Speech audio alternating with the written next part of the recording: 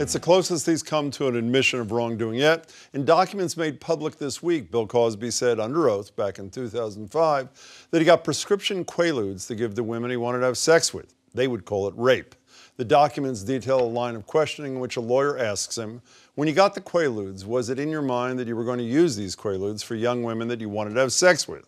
Cosby replied, yes. And when the lawyer asked if Cosby ever gave women the drugs without their knowledge, the defense objected and told him not to answer the question. This is all part of a civil lawsuit that was later settled. Cosby has never been criminally charged, but more than 24 women have publicly accused him of sexual misconduct. One of them is former fashion model and actress Helen Gumpel, who joins me now, along with her lawyer, Mitchell Garabedian, who's represented victims and survivors of sex abuse around the world, including at the hands of Boston priests. It's good to meet you, Helen, and Mitchell, good to see you again. Good to see you. You actually appeared on The Cosby Show, yes? Yes, I did. I was a guest star. I did one episode called Bookworm in December of '87. December of '87. And then, because I can't stand being one of those interviewers that asks you to describe every excruciating detail, I've read what you said. You said you were invited to his dressing room. He was wearing a loosely tied robe. He, quote, put his crotch area in your face, tried to give you a drink that you refused.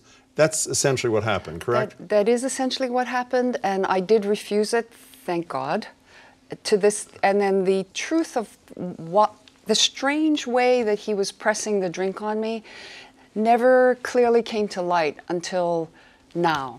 What was his reaction when you wouldn't take the drink? He got angry. You know, physically, he got angry. He withdrew. He kept pressing the drink towards me, and I said, "I don't. It's the morning. It's a business. It was a business meeting. It was arranged through agents, through legitimate sources, and just maybe a few weeks before, I had been working with him on set." You said when you made a public appearance recently, quote, I'm not a victim, but I could have been. Yes. You are a victim. I mean, what did you mean by that? What I meant was that I did not take the drink, I was not drugged, and I wasn't raped. The only thing that really, I was a victim, my career was a victim, and not me personally, and prompted me to come out as an advocate. Because at the time, and I should tell you the story. Yeah. I was on my way to Fordham University. I was going to do a protest. I work with a victims advocacy group called Road to Recovery with Bob Hotzen.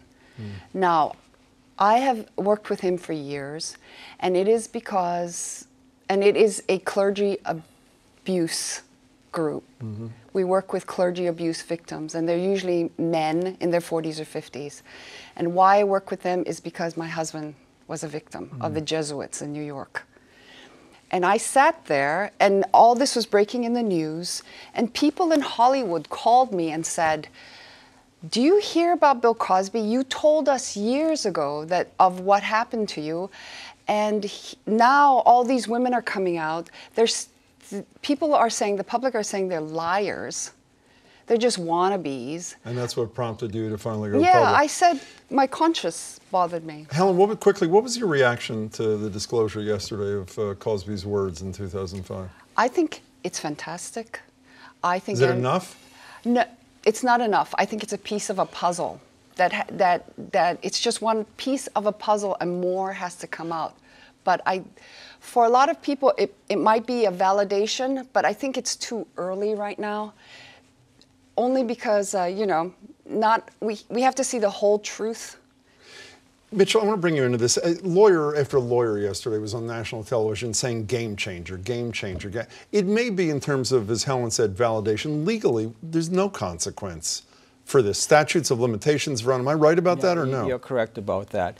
And Bill Cosby did answer the questions, and he answered them in such a vague way that he substituted Benadryl for Quaaludes in later questioning when he was forced to answer. But he didn't commit perjury, black and white perjury, that is. For which he could be prosecuted now it's out, but he can't. So when you both said, when you had a public event, you want him held accountable. So what does that mean? What is accountability here if he can't be held legally accountable? He has to come forward. His house of cards is falling.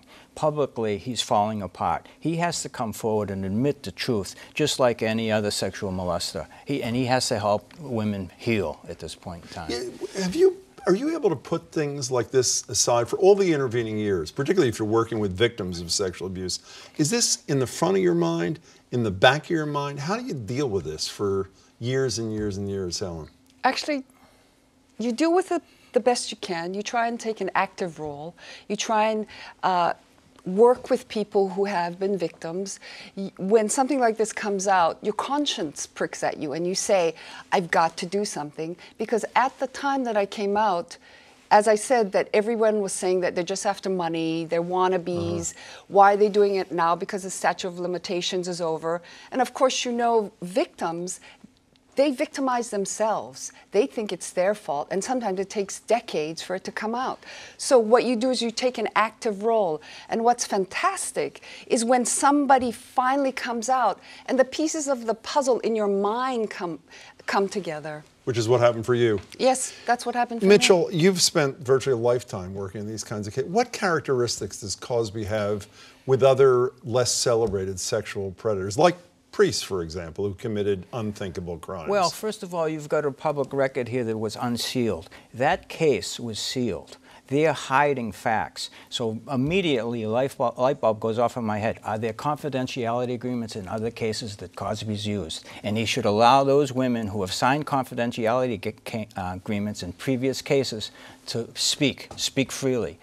That's a red flag to me. But is he really any different other than his celebrity from the average sexual predator you've spent your life trying to put in his or her place? Oh no, he's cunning and he's sly. His leverage was his fame. His leverage was I can make you famous. I'm famous. Do what I say. Let's have sex and you'll be famous and you'll be rich. And no, he used leverage. He had leverage and he wanted to take advantage of that. Helen, we have 30 seconds left. Mitchell said he has to publicly apologize.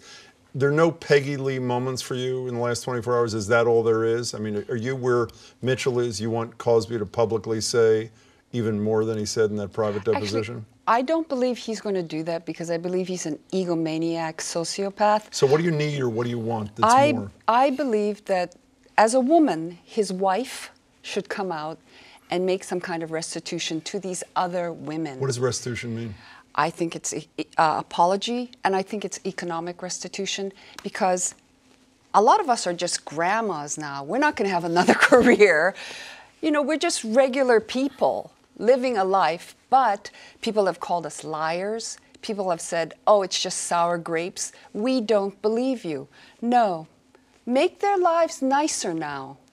You know, that as a woman, be responsible, be the better person in that marriage. And he's a billionaire. Helen, you're a hell of a grandma. Let me tell you, you are incredible. Thank you very much. Mitchell, it's good to see you. Thank you both for coming here tonight. I appreciate it.